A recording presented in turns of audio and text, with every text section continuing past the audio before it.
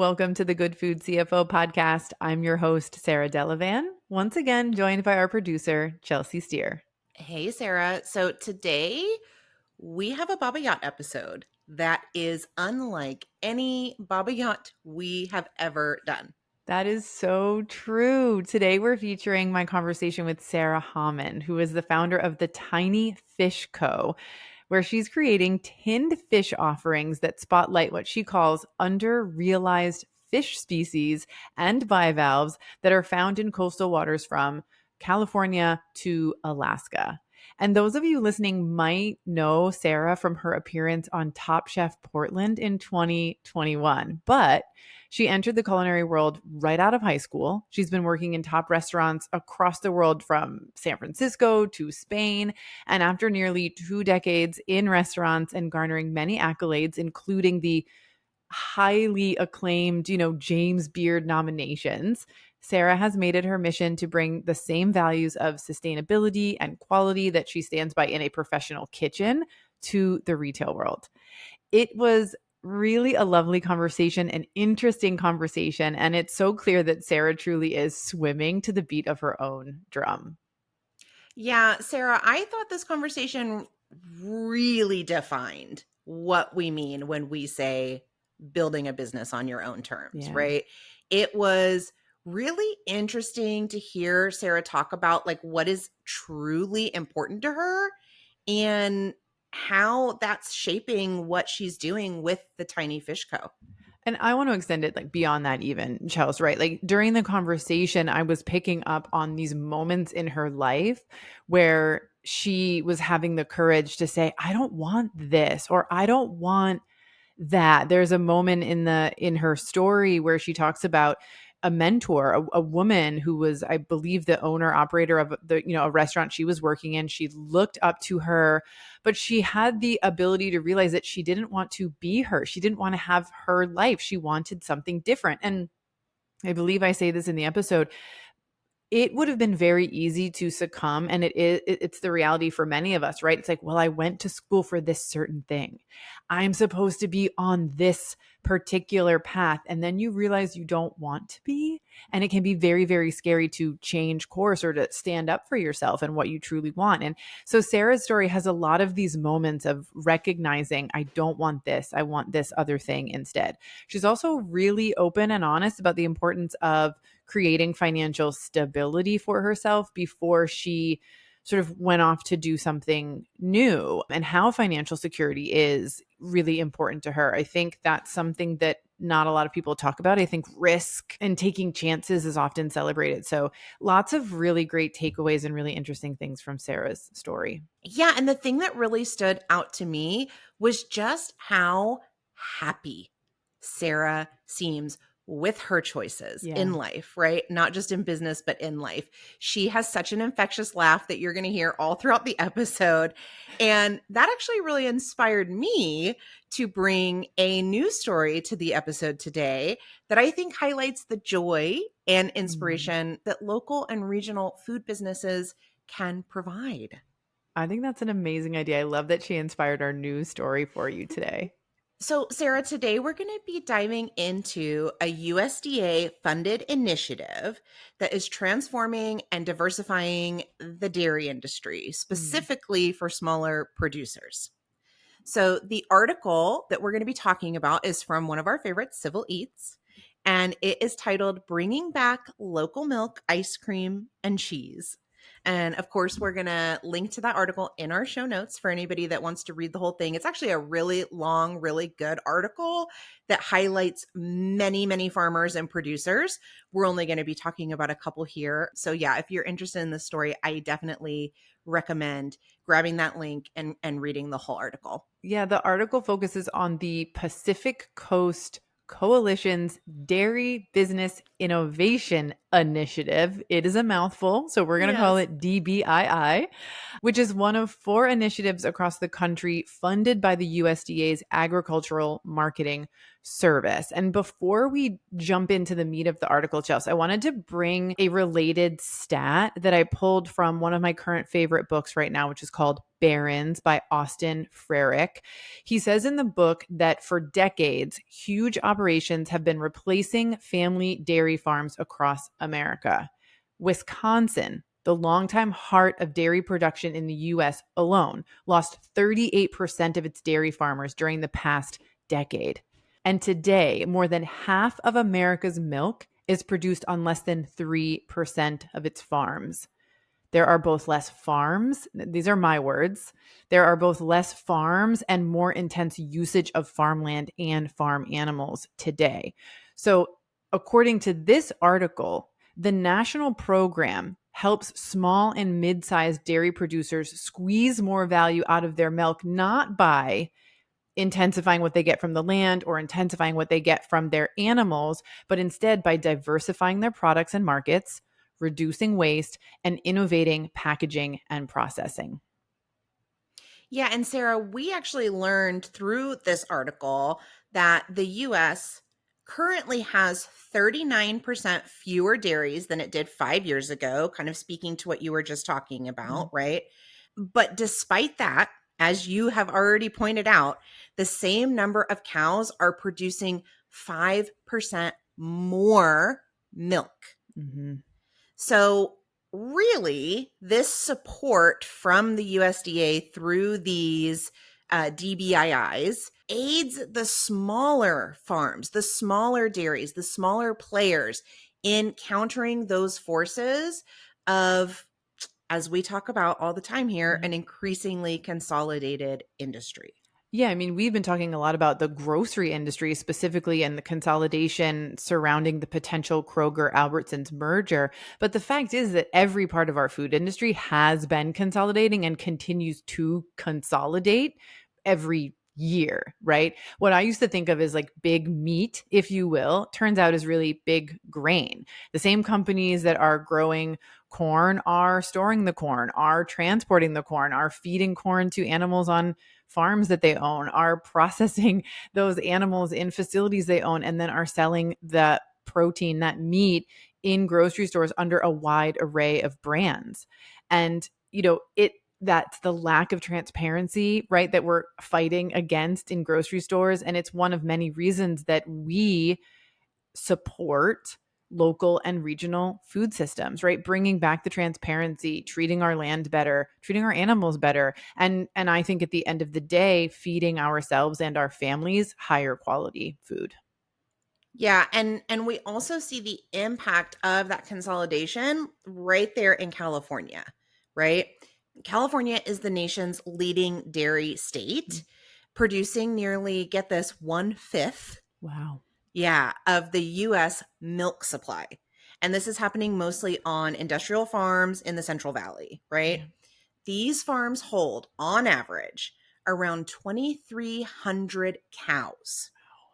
Okay, so just to give you a comparison there, right?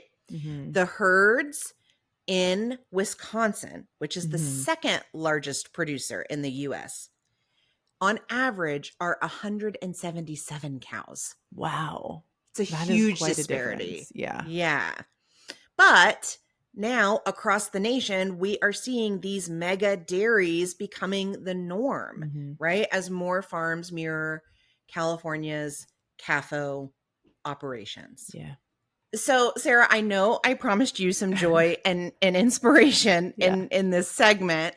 And I think you're going to see that when we really look at how these grants and the support that the DBIIs are giving to these California dairy farmers and producers are having an impact, not just on them, but also on the local economies and communities that surround them. It's amazing. So, the first example that I'm going to share with you is a dairy in Northern California called Foggy Bottom Boys Dairy. I bought their eggs a couple years ago when I was way up north in Eureka. They were Mm. A, beautiful and very delicious. Nice. Foggy Bottom Boys Dairy is a farm that is owned by Thomas Nicholson Stratton, who is a sixth generation dairy farmer. Mm. He and his husband, Cody, actually took over the dairy about 10 years ago and have been working at it ever since. And they received a grant, a DBII grant of $60,000, which they used to open an ice cream shop in their neighboring town. They were able to move into, there was a space that was like an old creamery that had, long been shut down. And they moved in, they, renovated it, opened it up, and it's actually been so popular that the article states that customers are actually spilling out into the park across the street. I love that. And didn't they named it like Jersey Scoops Ice Cream Shop, which I love because it's named after the kind of cow that they raise, which is a Jersey cow, which if you're listening and you don't know like a Jersey cow versus like a what I'll call a conventional cow, this is like the old school dairy cow that they have. They don't produce like super high volumes of milk like a Mm, commercial cow will. And for those of us who get a little bit of an upset stomach when they eat ice cream, this ice cream I can eat cheese from a Jersey cow. Like, so I'm a big fan. And next time I'm up north, I'm gonna have to stop at Jersey Scoops. This is really exciting. yeah. And, something that's really great about what we're seeing happen here is that the article goes on to say that because of all of this activity, because people are so excited about this ice cream shop, that by the way, is getting its product from right down the street, Right. right? From their dairy. Everything is so fresh, but people are so excited about it that it's creating a buzz and an energy that is giving businesses a reason to start to move into these empty storefronts in this town that's been considered like a sleepy town Yeah. for years. It's amazing. Oh, regional food systems, local food systems like blossoming and growing and making a difference in people's lives, like in countless number of ways. That's really, really cool. This is a joyful article, Chelsea. Thank you for this Yeah, one. I told you. I promised. I promised. Our next story that we're going to talk about from the article in Portland, Oregon, we meet Nico Vergara, who owns Nico's Ice Cream Shop. More ice cream. But what's really cool about Nico's story is that he actually innovated like a way of making ice cream where he has these like specialized blenders from New Zealand, Okay. and he mixes the ice cream, the cream with fresh fruit Ooh. and whips it up in these blenders, and it creates this really like light and airy, almost like soft serve texture ice cream that people are loving, right? And similar to Jersey Scoops, right, using local milk, Nico's is also using local dairy and local fruit in his delicious ice cream concoction. So again, we're supporting the local, food system and local farms. It's really, really cool. Yeah, and at 25 years old, Nico has actually been able to grow from a seasonal push cart. That's where he started I love it. selling his ice cream from, to now two brick and mortar shops in just 3 years. He also distributes pints to about 60 grocery stores in the Oregon and Washington area. He has now received a $40,000 grant, DBI grant, as we've been talking about, which has allowed him to acquire like additional blenders Hmm. of these special blenders. And he is working towards nationwide distribution. I want to talk to Nico. I mean, how many blenders does he have going?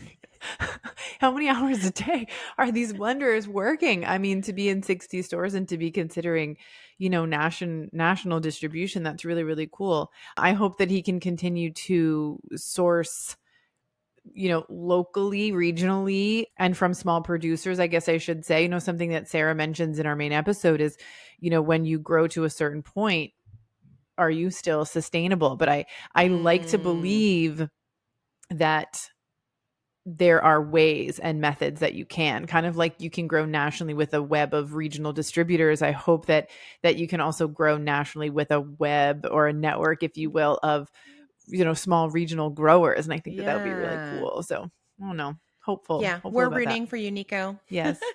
And he also has a third store in the works, right? And the article goes on to talk about how his success really reflects the country's, they say, voracious appetite for dairy and the industry's capacity to satisfy it. Despite waning milk consumption, because, you know, everybody is doing non-dairy right Mhm. now, Americans still consume a lot of dairy products: cheese, yogurt, butter, ice cream. I think that was just my food log from today, right? But between 2021 and 2022, the average annual consumption of dairy products rose by more than 12 pounds. Okay, this freaked me out, by the way. By more than 12 pounds per person to an average of 667 pounds a year. Whoa. Hmm. That's a lot. Mm-hmm. But good for small dairy farmers, hopefully, and businesses like Nico's. Yeah. So I think we can see how these DBIs and programs that are similar to them are playing a really important role in supporting individual businesses, local communities, and local economies. And the really important piece here in all of this is that when we do have a diversity of production practices and locations and really regional systems, it makes us so much less vulnerable to Yeah. disruption, right? Mhm. To supply chain disruptions, to climate related issues. And consumers ultimately benefit from greater access to more products at a local and regional level. Yeah. And Chels, I think if we, think back to the beginning of this news segment, the promotion of more small dairies is going to create a healthier agricultural ecosystem. And it's not going to happen overnight, but with more small farms and dairies operating that are really bringing life back to, the earth on which they are farmed, we can start to counter some of the negative effects of these big CAFO operations. Yeah, I really enjoyed getting to share this story today here on the show. I think any stories that we find in the future around similar programs like this or Mm. grants that are available to farmers and small producers and makers out there, like, we will absolutely share them so that everybody knows what's available. Yeah. Well, thank you for bringing another great article to the podcast, Chelsea. I think it's time now to turn to our main episode.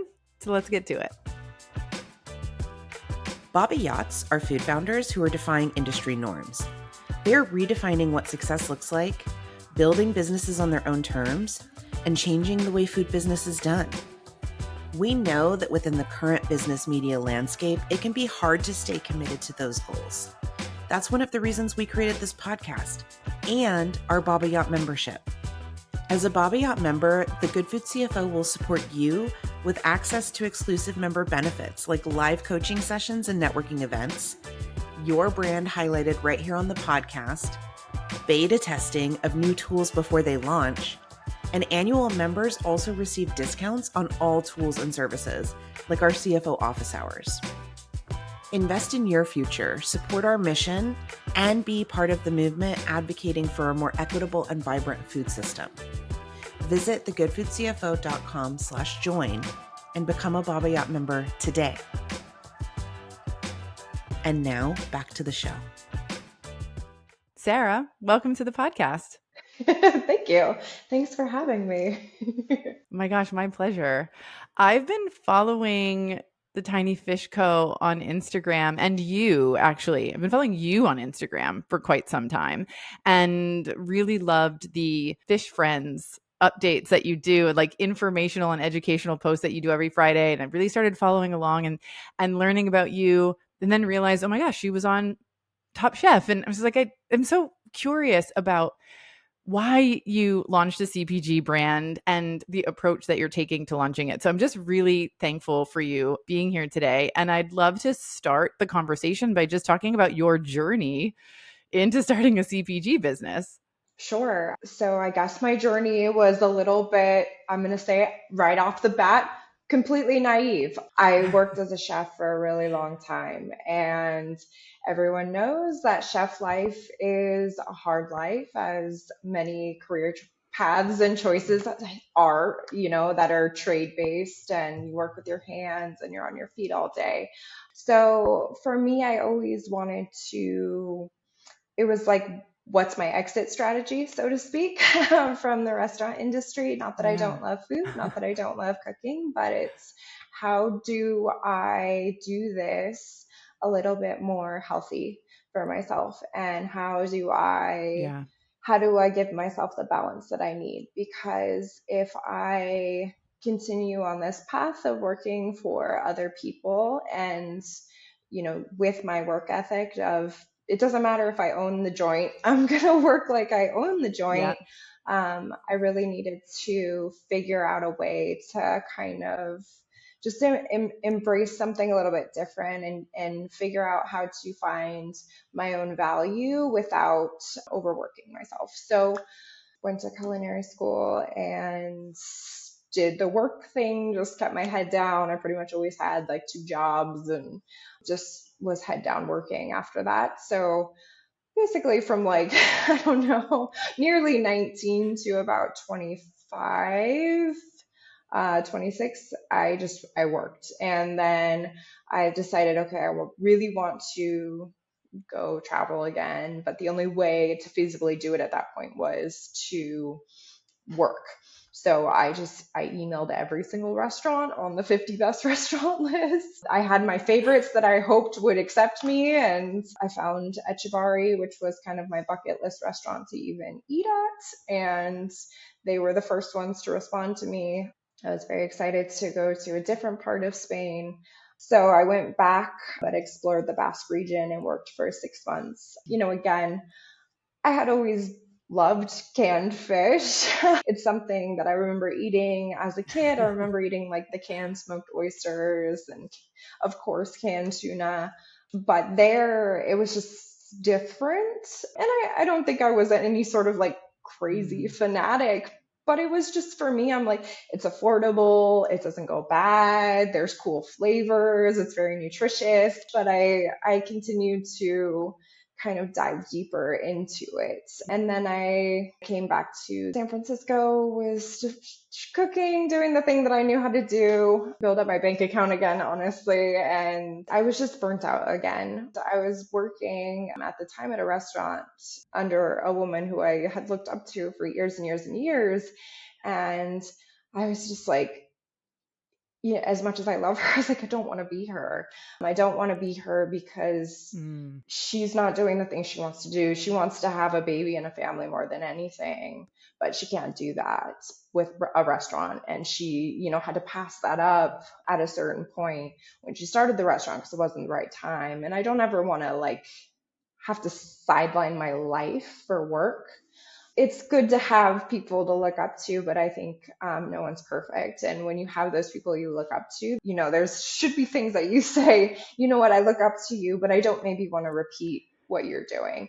So I made the leap, I guess, to move up to Portland and was kind of like, okay, it's a smaller town, but it's kind of the same. It's the same. Like, I feel like Right. people in restaurants just aren't getting compensated like they should. And it was kind of the same old, same old. So I did the restaurant thing for like a year and a half when I first moved to Portland, of course, because it's the only thing I know how to do. And then I found a job in wine country and thought, okay, well, maybe this is it. Maybe having like a more normal schedule, 9 to 5, so to speak, working in a beautiful landscape, maybe that's going to do it for me. And it did to a certain degree. But at the end of the day, again, you're still kind of rolling that really big rock up the hill and you're like, wow, I don't know how to make this any better. Then of course the pandemic hits.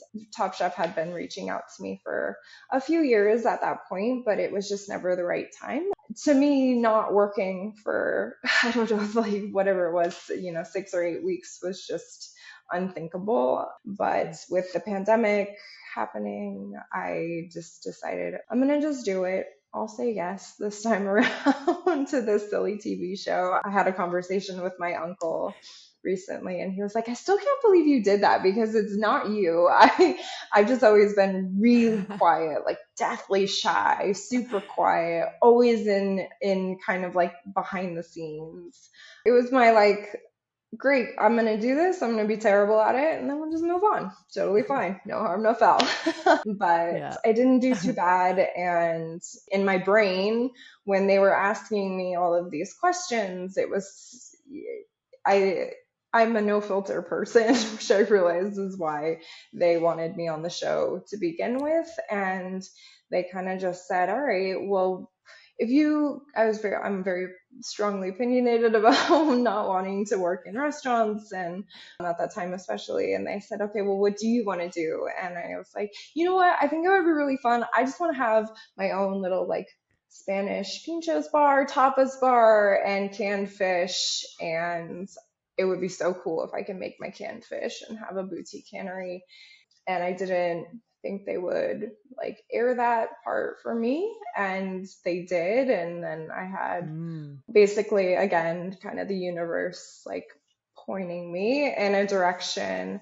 The episode aired. I had a friend who was like, hey, why are you not doing this fish project? And I was like, honestly, it's a labor of love and it's a lot of work. I use expensive products, it's quality ingredients and it's local and it's a labor of love, AKA it's not a moneymaker.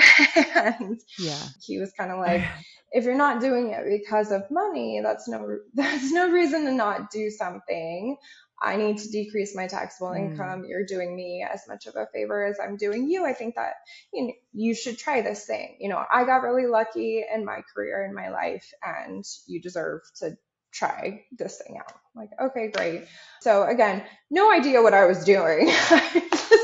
Because I thought, okay, well, as a chef, I'm gonna have to do everything A to Z. I have to get the Right. canning equipment, get the facility, get the inspections, get all the fish. It never even crossed my mind to use a co-manufacturer because that's just not how I operate. And I think if you talk to any chef, they would say Yeah. the same thing. They would be like, what? It just would never cross my mind. So as I'm doing this research and reaching out to different canneries, or at least the ones that will talk to me, because truth be told, that the fishing industry is a very secretive one. It's definitely run mostly by males and they don't want to talk to you. Even on the Oregon coast where it's supposed to be community, no, it's not. I did some research. I had the cannery. I basically was just existing. I realized I needed a lot more money. I kind of was like, I don't know what I'm gonna do. I had a cannery reach out to me and say, hey, do you want to do some recipe development for us? And I thought, oh, that's cool. That would be a great way to start my little endeavor. Maybe I can see if they can help me. So I took a drive up the Washington coast and talked to them. And that's when they were like, we can just manufacture it for you.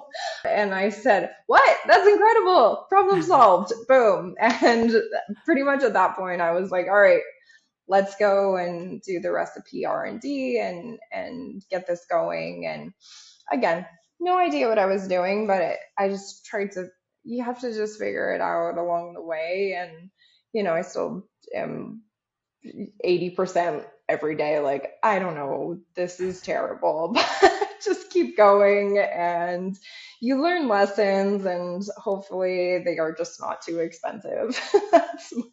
That's basically how I go about my business. I'm like, this is a lesson to be learned. I just really hope it's not an expensive one. Yeah. I had a lot of things just kind of line up for me on this one. And I've always kind of felt a little bit late to the game, so to speak. Like I wanted to do this fish thing and I was like, I don't know, there's like already some, tin fish companies that are doing it. And I know that what I want to do is different, but I just was like, but it's too late, it's too late to jump in the party. But Right. I have to throw that aside at some point because we live in this, media consuming world. And is there really an Yeah. authentic idea out there? No, there's not. So I need to take this and do exactly what I only know how to do, which is just make it my own. And, I think this probably will lead into some of the other topics that I know that you wanted to discuss. And making it your own isn't always the most profitable way to go.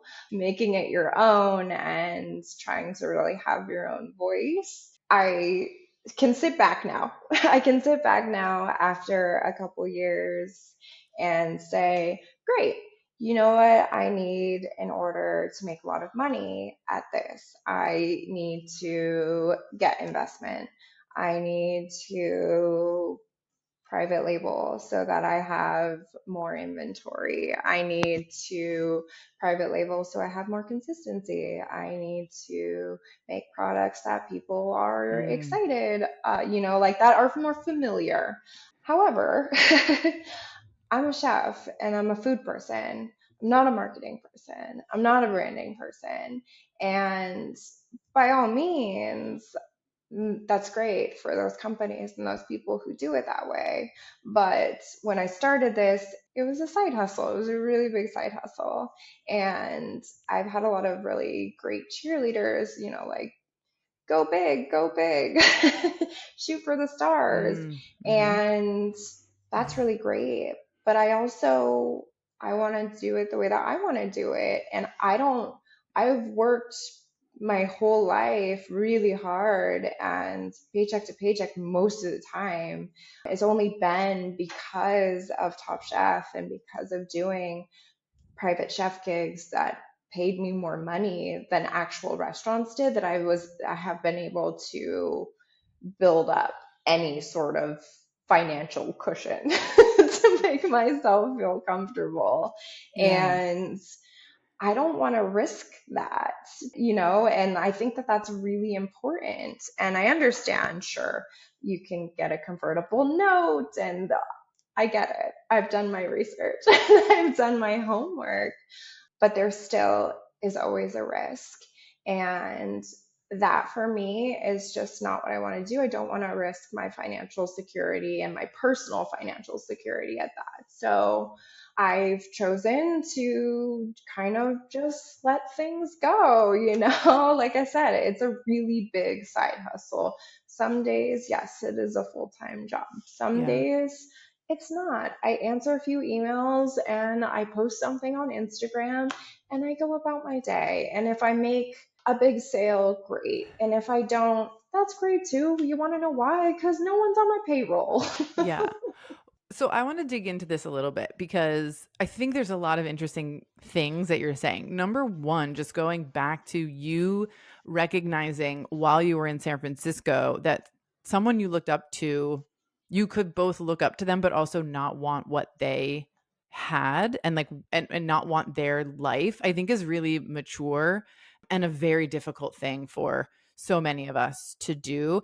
And so for me, that really speaks to building a business, building a life on your own terms, being like, I understand that people from the outside are going to say, but Sara, you're a chef. That's what you should be aspiring to. You should want your own place, right? You should want this. And it's like, but I don't. And it mirrors what happens in CPG, right? Especially if you have a delicious product and people who love you are going to be like, you should be at Whole Foods, you should be in this store, you should be and it's just like, thank you for that love, thank you for that encouragement, but it's not what I want. And being able to not only say that but then to live that is a really tricky thing to do. And what I think is really fascinating is that even on this podcast, as I'm kind of going through the catalog in my brain, it's like I don't think we've ever had a founder come on and say, this is not the thing that I'm expecting to make me a ton of money and be the way that I fund my life. That's new. So that leads me to the vision of your business, because I know that it's not just about making a product that you like. There is more to the vision and the existence of the business than that. And I think I definitely want to dig into that. So like, what is the vision for the business beyond that financial piece? I think when I started, the vision was to make a quality product that was something that you could potentially find in a restaurant or a bar, but you can find it in Mm-hmm. your grocery store. And as I went Mm-hmm. along this journey, there's incredibly delicious products in the grocery store, but you can't source these super high quality products and put them on the grocery store shelves. And I know that maybe some people might disagree with me, but I cannot source my products domestically and manufacture them domestically and do the things that I want to do and make a ton of money. I just can't do it, especially when I'm selling Yeah. to retailers. The wholesale margin is awful, especially when you're talking, Mm-hmm. Whole Foods and all of these other places. What people don't realize is now there's another person in the mix. Now there is a distributor you have to deal with. They're going to take Mm-hmm. their cut. Whole Foods is going to take their cut. And guess what? On top of it, you have to do promotions and refills and all of these things that completely destroy your margin. So unless you're going to be selling to this store for, Yeah. I don't know, at least 2 years, you're not making money. You might break even as a small business. And I Yeah. think a lot of people see this Yeah. kind of carrot that's dangled in front of their face and they're like, wow, I'm in Whole Foods. Mm-hmm. But really, you have to do the numbers. And I've given up a lot of really big deals this year from people, oh, we want to put you in this store and that store. And I'm like, no, because this has been a learning process. And when I've tried to go into these more mainstream stores, I don't get the velocity because my product is sitting next to something that's priced at $8 and it's from Spain, Italy, Portugal, Yeah. and I just can't compete with it. Yeah. Like I said, it's that vision of giving back to the community, of, really like uh, making sure that everything is done within close proximity, kind of just like I would do as a chef in a restaurant. You source produce from the farmers that are at Yeah. 50 miles from your restaurant. You use the fish that's in season, that's in the waters in your backyard, type of thing. That was what I wanted to do, and that's what I wanted to create, and that's what I have created. But with that comes the acknowledgement that this is not a business that's necessarily scalable to a degree. It's scalable, but there's a Yeah. point where this sustainability claim has to stop. And I truly feel that way with most businesses. If a business is claiming that it's sustainably harvesting fish, but it's selling 1 million units, is that sustainably harvesting fish? And, sure, the ocean is big and it's Yeah. vast, but Yeah. um, at at what point is this, you know, yes, that particular species of fish is abundant and whatever, but like if you're selling that much of it, like it just seems so counterintuitive to me. Yeah. So I think Yeah. that was kind of the vision there as well, was that again, it's a side hustle for me. It wasn't this like, it was, let me learn how to open a business. Let me learn how to do this. Let me learn the ins and outs of it. Some days it's Yeah. really Yeah. exciting and positive, and some days, you go down this deep dark hole of corporations and big companies, and I tell people to like, it's like go into the grocery store, take that jar of, whatever you think is from a small company, flip it over and see who actually manufactures it. Because I'm sure Oh, you'll be yeah. surprised that most of those things are manufactured by really big companies. Yeah.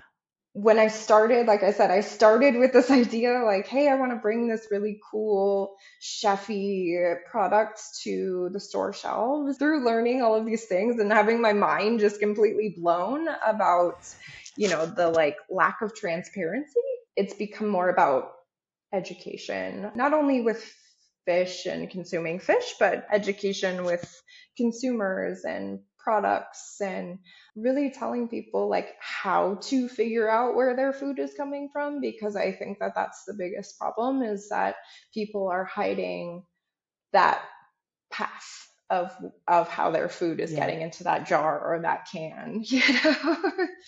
Yeah, absolutely.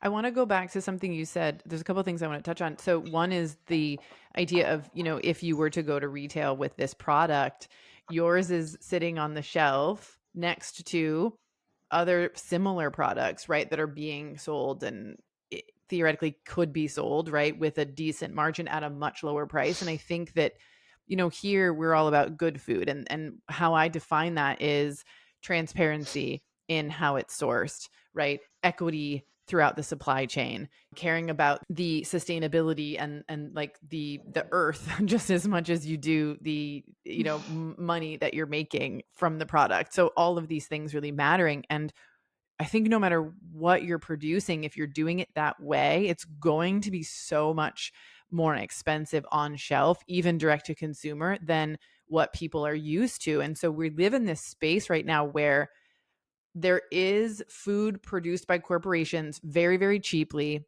It takes people's lives, right? It keeps people in economic struggle. And then at the same time, it's sold at this like price that we think is high, and the corporation is profiting, right? And we're like, that doesn't make sense. But then we have these products that are expensive, and they truly are expensive. But then it's a difficult conversation to educate consumers about that. And I think it's really interesting that you've sort of said, okay, I know I'm not going to be able to, I don't believe I'm going to be able to make money here, but I'm still going to do it because I think, and it kind of sucks that you can't educate, inform, and change the way that people eat and earn a living. That's a huge bummer. And I hope that that changes in the future. But I think that you're one of the many founders who are saying, I will educate. I will stick to my guns on how I think this product should be sourced and produced. I won't, offer it on shelf at a low price and just get a bunch of investment to drive the growth of the business. And I hope that the education goes a long way. I mean, I always learn things from you on social media, everything from weird facts about fish fingers to the dangerousness of fishing. Yes. I think that's another big thing that people don't realize, is that fishing is not only, overfishing is not only dangerous for the planet, but it's fishing in general. If you go out onto the ocean, you are risking your life. I've said it many times before, but to buy a can of tuna that is 99 cents, and there's a hard thing there too, because we have a lot of people in our country, around the world, and that 99-cent can of tuna is all they can afford. And I fully recognize and acknowledge Yep. that. For those who have the means to spend more, I think it's really important to acknowledge and say, is that 99-cent can of tuna, is that worth someone's life? you know, I see all these, whatever from Yeah. the Yeah. like food media outlets, like buy the cheapest can of tuna and make 10 recipes with it, and I'm just like, it's disrespectful to the fish. It's disrespectful to the people who caught the fish, to every single hand that touched that Yeah. can, because someone had to risk their life to go out onto to the ocean for that. Someone had to catch it, someone had to bring it in, Mm-hmm. someone had to process it, someone had to put it in the can.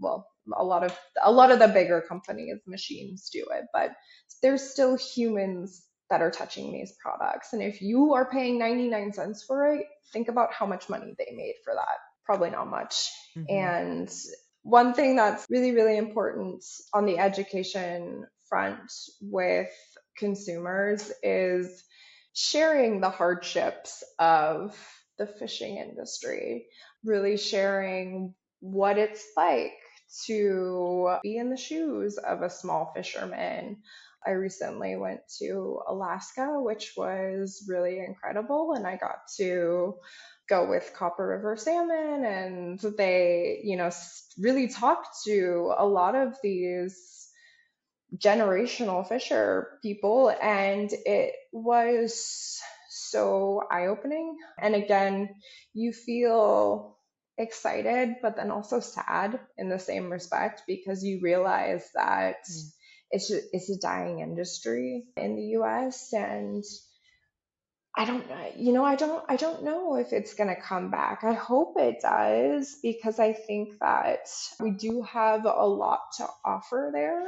Our labor is just so expensive. I'm not sure that it can in a profitable manner. That's just kind of the hard truth of it. I have a Yeah. product that I don't want to compromise on, but I think that that also speaks to the story of sustainability. It's the story of sustainability through biodiversity, because I'm using different fish species. It's the story of sustainability through not over harvesting, through saying that my fish is seasonal. My fish is seasonal because I only use bycatch. And a lot of people are like, bycatch, you use octopus, they're so smart. And I'm like, Yeah. what you don't fully understand is that you eat cod, and if you eat cod, you're the reason that the octopus got caught in that big cod in the big net. So I'm actually trying to honor the life of this really Yeah. intelligent creature. There's not a whole lot of it that gets caught during the year during the cod season. So my octopus is seasonal in the sense that there's not a fishery for it. There's a fishery for cod. And sometimes you get a Right. really big octopus that's in the mix. And instead of throwing them back, because a lot of times, if they're injured, you throw them back, they're probably going to not survive. And sure, it might be food for other creatures, but we can also use it. Fish prices fluctuate a lot. Again, something that consumers don't know. Your can of tuna might be $4.99 Yeah. and on sale at $2.99, but that fisherman's price for tuna it could be $4 a pound, it could be $2 a pound. Does Depends. It really depends on what the market dictates. The reason that I choose to use domestically caught fish is because it's the most regulated fishery in the world. And when you're talking about unregulated anything, I think with that comes not having a whole lot of numbers and statistics to go along with it, because it's obviously unregulated. They say it's between 10 and 20% of all fish caught in the world is undocumented, unregulated, illegally Wow. caught, essentially. The ocean is a big place. Think about all of the fishing vessels. Can you possibly patrol all of the oceans at any one time? No, absolutely not. Some nations are better about it than others. Some aren't. Some don't really just have that infrastructure to do it, especially when you're talking about really poor nations that oftentimes will sell their nation's fishing rights to other nations to make more money that way, because they know that they're running out of fish in the water. So they'll Wow. sell it to a larger nation who's like, great, we're going to Wow. come and fish off of your coast because you're allowing us to. So there's a lot of politics behind it all, which is also kind of crazy. But basically, what this illegal fishing does is it's going to drive the price of fish down. So you've got the people that are doing it legally, they're just not getting they're not getting the price that they want, and it's so sad, Yeah. especially in the case of, for instance, salmon. When you've got wild Alaskan salmon, and people have such like a negative thought about wild salmon, like, oh no, we're running out of. If you talk to anyone in Alaska, they're like, we're not running out. We have a lot of salmon, but some years it's good and some years it's bad. The thing that's Yeah. causing the disappearance of salmon is climate change. It's not, it's the warming of the waters. It's not us overfishing salmon, because in the US we do have such stringent regulations that we're always maintaining these populations and making sure that they're replenished abundantly and regenerated naturally.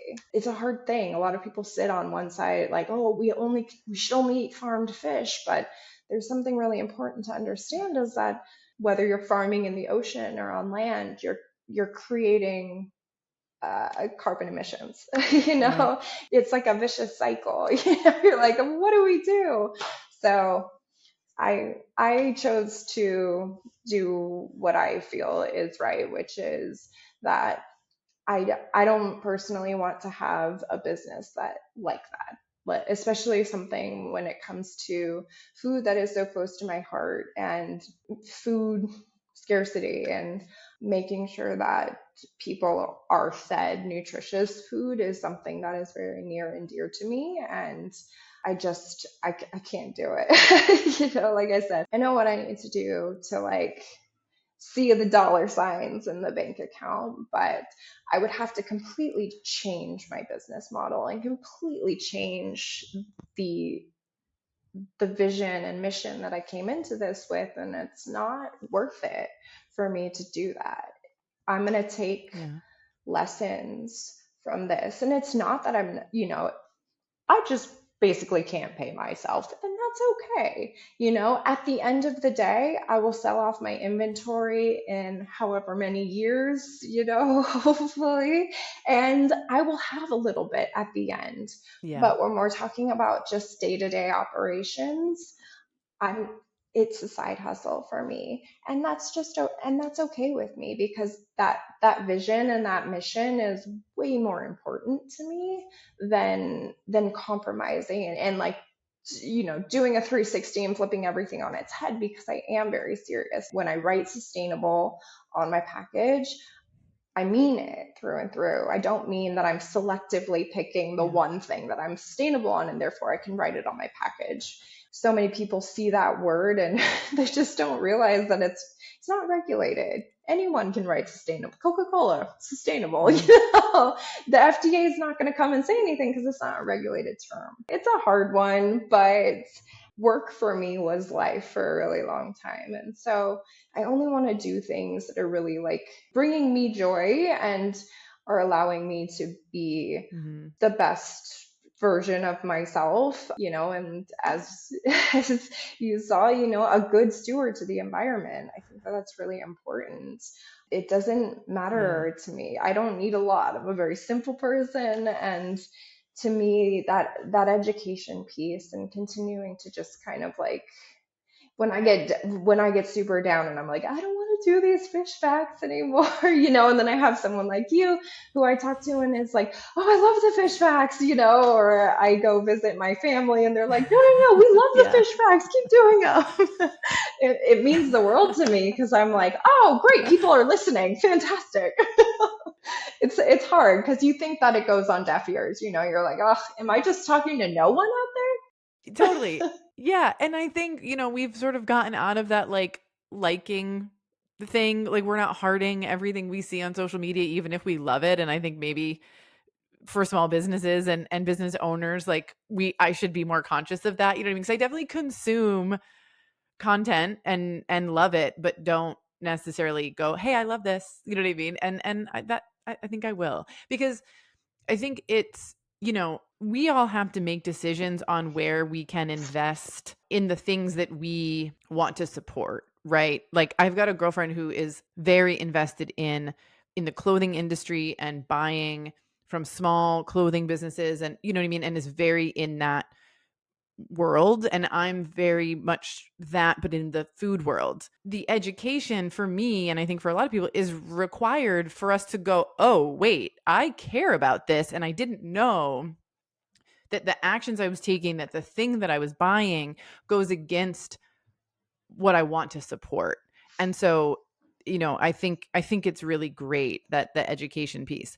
There's something else I want to talk about. You mentioned it earlier where like you're a chef, you like chefy things. You had a product that had escabeche in the name. And from what I gathered on your Instagram, you changed the product a little bit, or at least the name of the product. And I want to touch on this because I think this is also an important point for food businesses. You said before, like, I'm not a marketer, and I totally get that. But you have to sort of go, okay, this is where I'm at. This is my flavor education. Is my consumer in the same exact place? Do they get it? Do they understand? So I'm just curious about that, like, decision and kind of what went into that. Why the change? Was it a sourcing thing? Was it a people don't understand what escabeche is? I'm just curious about that. So I had received a lot of strangely, I know this is crazy to me. I received so many customer service emails that were like, "What does escabeche mean?" I'm like, "What? What do you mean? What does escabeche mean?" And I think part of it was that tinned fish was becoming popular. It was a new thing. And so you had a lot of people who didn't Mm. really know what escabeche was. One of my retailers said something like, "We love the mussels. They're so delicious. They taste like, chorizo or something of that nature." And I was like, "That's good. Maybe I can say chorizo spiced mussels because I feel like people are familiar with chorizo. And if you're going to get technical about it, it's not necessarily a true escabeche that you would find in a can. Usually Mm. they strain out the spices, and I base that recipe off of a recipe that I make for fresh mussels and escabeche in a restaurant. And I don't strain the spices off Okay. at all, but when you're kind of plating it and being chefy about it, you're not necessarily seeing all the spices. But when you have to get a custom blend of spices at 75 pounds and you have no way to like make sure that the black pepper is kind of crushed a certain way and not ground all the way, I realized that I was like, okay, well, I should just change the name because it's not, like I said, it's not a true escabeche that you usually find in Spain when you crack open a can of mussels.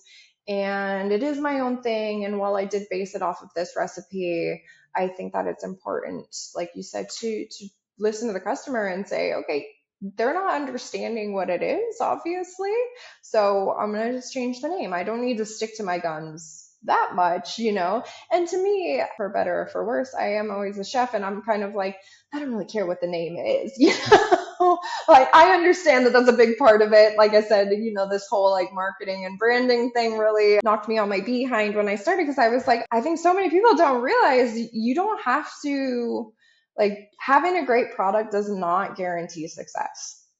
Flat out, it doesn't guarantee success. And there are a lot of mediocre products that make it a really far Yeah. long way, and they do that because of fantastic marketing and advertising and sales. And I'm like, wow, this is a whole world I didn't think about. And I was like, great, I'm a chef. I'm gonna come into this food world, and it's just gonna be food people talking about food stuff in a different way.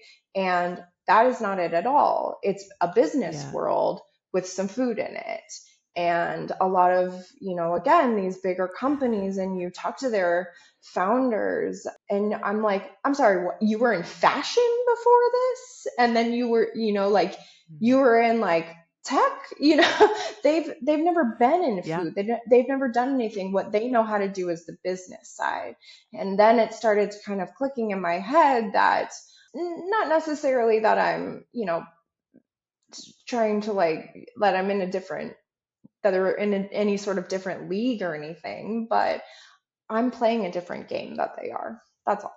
I'm playing a game that is based on me and who I am and what I've worked for 20 years and the only thing that I know. And they're playing a business game because that's what they do and that's what they know. And there's nothing wrong or right on either side of it. It's just different. That's it. And those are the people that are taking on venture capital and whatnot. And I'm just not willing to do that. Yeah.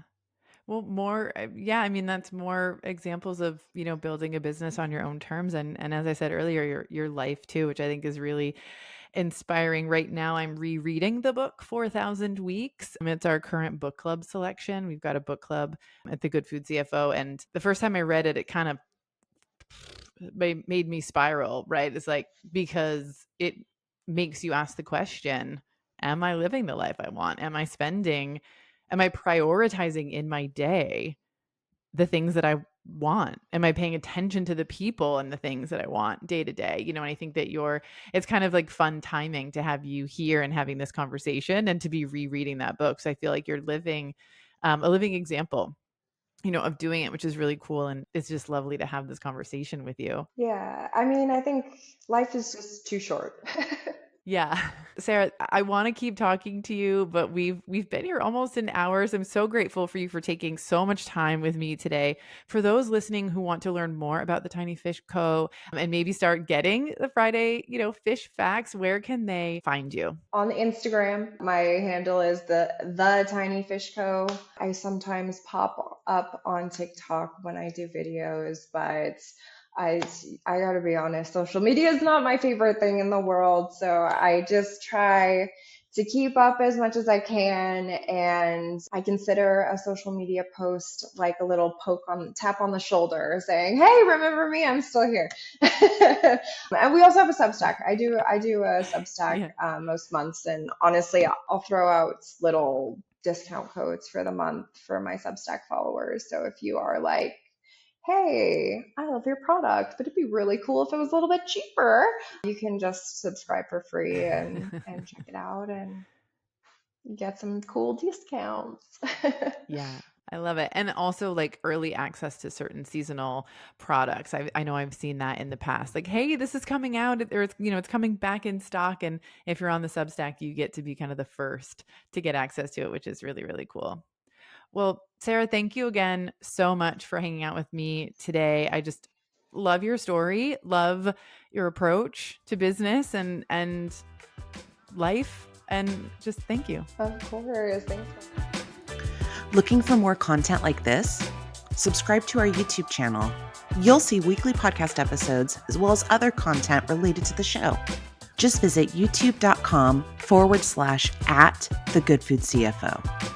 Thank you for joining us here today. If you enjoyed this episode or found it helpful or inspiring in any way, please share it with your founder friends on social and rate and review the podcast wherever you listen. It's the #1 way to help good food founders find the show. We'll be back with a brand new episode next week.